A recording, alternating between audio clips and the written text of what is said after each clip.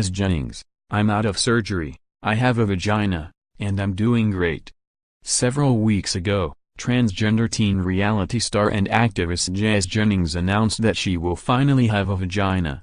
She has been waiting for this moment for her entire life, and it has arrived. Jazz celebrated by sharing a post-op photo with her fans. She had to lose 30 pounds before undergoing surgery, but she did it. And now, Jazz can wipe away her dysphoria by having the body that she deserves. Fans knew that she would be undergoing surgery on June 26, and she took to Instagram in the afternoon of June 28 to update them, writing, "I'm doing great, thanks for all of the love and support." She followed that with a shining heart emoji. Take a look at the hospital bed selfie that she shared along with her message, "All you." Honestly, it speaks to how seriously she takes her role as an activist who works to raise awareness for the trans community that she left such an earnest message.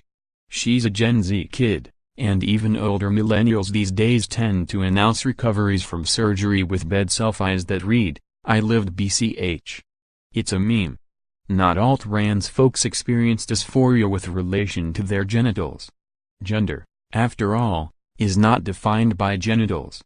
But for those like Jazz who do experience dysphoria, living in a body that doesn't match their identity, a body that constantly encourages society to view them in a certain way, can be agonizing.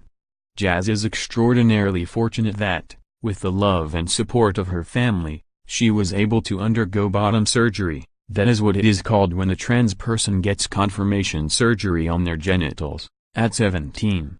Her fans are overjoyed for her. Jazz's surgery was not without its challenges. Her efforts to lose weight were only part of that. See, Jazz has been on puberty blockers, a good first step for any trans child who doesn't want to see their body transformed by puberty hormones. Puberty blockers are simple and reversible and safe. But gender confirmation surgeons have found that they mean that there is less tissue for them to use when performing bottom surgery. Or, to be blunt, a trans girl who never went through puberty might have an otherwise easy time with her body, but she won't have enough penile tissue for surgeons to use to make her new vagina. They didn't have enough material to construct the entire vagina, Jazz described it to her followers in the weeks leading up to her surgery. Jazz explains the solution. So they're using a special procedure to extract my peritoneal lining. The peritoneal lining is a membrane that lines the abdominal cavity and covers most of the intra-abdominal organs. The membrane, as Jazz notes, is regenerative. You can think of it like an internal skin graft.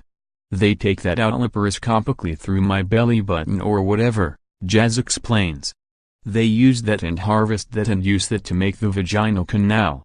And, as she explains, there are some definite benefits to using this method to perform the surgery. It's better, Jazz says.